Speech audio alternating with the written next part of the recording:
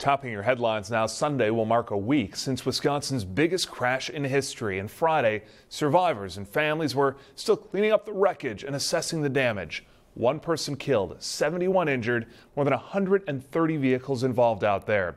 It's a day those who were there along I-41 in Winnebago County won't soon forget. Vehicles ripped apart, their lives now tied together.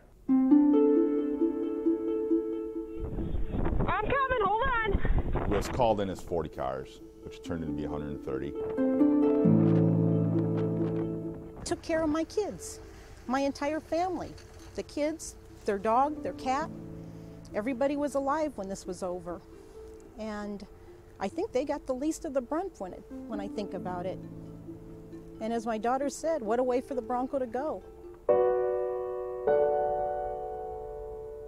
We're really just here to love people and to be loved by other people, and that's the most important thing in life.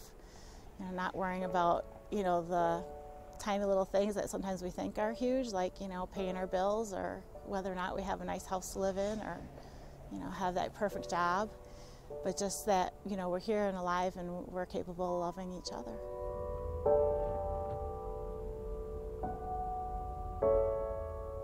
When we started clearing out the cars, we did see this one 2012 Chevy Cobalt that was totally destroyed, and I was on the opposite end, so I didn't know any backstory with this car. I just know a semi hit it, and I know that the person was out of the vehicle and it was not a fatality.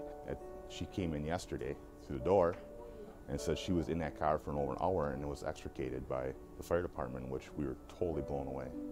It just felt good that something good came out of this, that she survived, and looking at that car, that shouldn't have happened.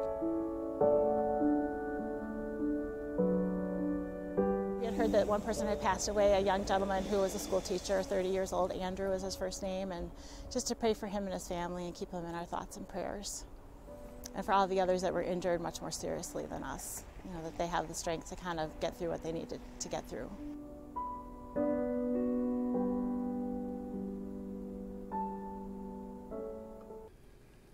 The teacher killed in the Winnebago County pileup was laid to rest on Friday. The funeral service for Andrew Fechner was held in Centralia, Illinois, where he was from. Fechner was living in the Oshkosh area and teaching at Iola Scandinavia High School and Middle School.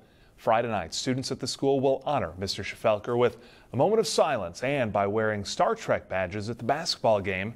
He was known as a big Trekkie. A memorial service will be held for him in Wisconsin next Thursday, March 7th, at 4 p.m. at the Peace Lutheran Church in Neenah.